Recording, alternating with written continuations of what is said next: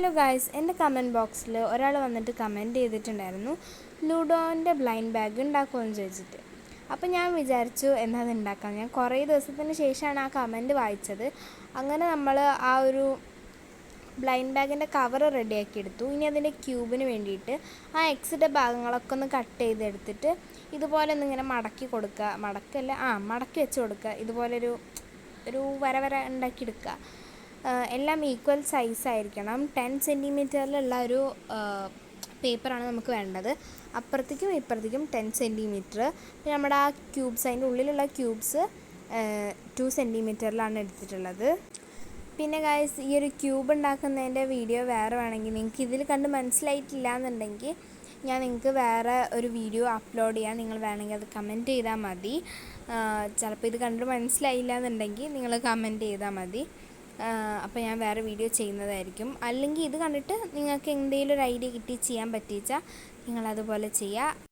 അങ്ങനെ നമ്മൾ ഇതുപോലെ ഈ ഒരു 2 കോർണർ പറഞ്ഞാൽ അങ്ങനെയല്ല, ആ രണ്ടൊന്ന് കട്ട് ചെയ്തെടുക്കുക. പിന്നെ ഇതുപോലെ നമ്മൾ ഒന്ന് ഒട്ടിച്ചു കൊടുക്കുക. പിന്നെ നമ്മൾ ഒരു കാർഡ്ബോർഡാണ് നമുക്ക് വേണ്ടത്. ഇതുപോലത്തെ ആ ഒരു കവറിൻ്റെ, ആ ബ്ലൈൻഡ് ബാഗിൻ്റെ കവറിൻ്റെ ഉള്ളിൽ കൊള്ളണം കേട്ടോ, എന്നാലാണ് അത് സെറ്റ് ആവുള്ളൂ. ഇതെന്താണെന്ന് ചോദിച്ചാൽ ലുഡോൻ്റെ ബോർഡാണ്.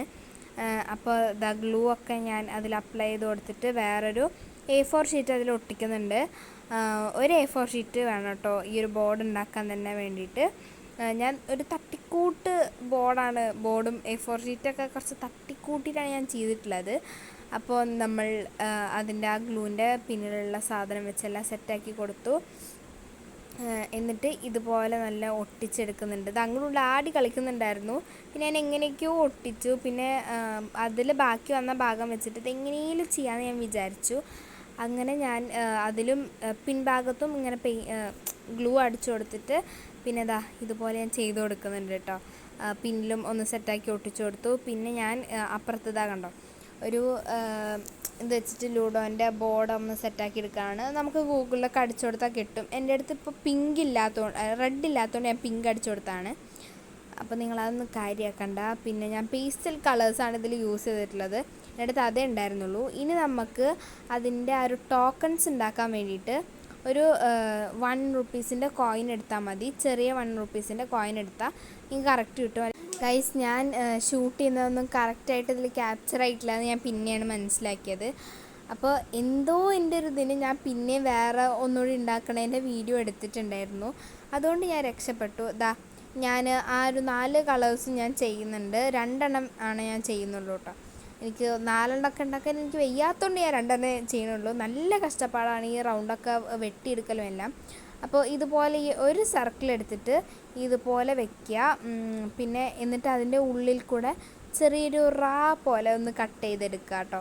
നമ്മൾ മറ്റേത് എങ്ങനെ ഉണ്ടാക്കിയെന്ന് ചോദിച്ചാൽ നമ്മൾ സാധാ പോലെ ഒന്ന് ഒരു ചുരുട്ടി കൊടുത്താൽ സെറ്റായി കിട്ടും.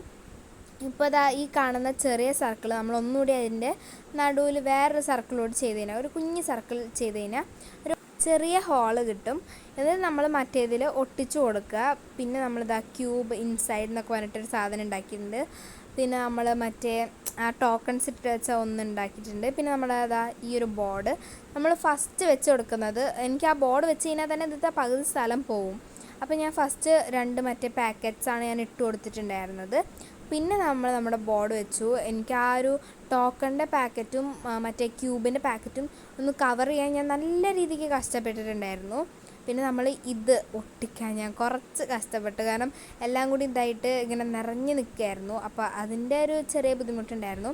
അപ്പോൾ ഞാനിപ്പോൾ ഈ ചെയ്ത് കൊടുക്കുന്ന പോലെ മേലെ ഫസ്റ്റ് ഒന്ന് വെച്ചിട്ട് നമ്മൾ തിരിച്ച് വെച്ചിട്ട് ഒന്ന് അമർത്തി പിടിച്ച് ചെയ്ത് കൊടുത്തു കഴിഞ്ഞാൽ സെറ്റായി കിട്ടും കേട്ടോ. അപ്പോൾ നിങ്ങൾ എന്തായാലും ഇത് ട്രൈ ചെയ്ത് നോക്കാൻ മറക്കരുത്. ഭയങ്കര രസമാണ് കേട്ടോ. ഇതൊക്കെ വെറുതെ നോക്കിയിരിക്കാനൊക്കെ ഭയങ്കര രസമാണ്. അപ്പോൾ നിങ്ങളിത് ഉണ്ടാക്കി നോക്കിയിട്ട് അഭിപ്രായങ്ങളൊക്കെ താഴത്ത് കമൻറ്റ് ചെയ്യുക. അപ്പോൾ ബൈ.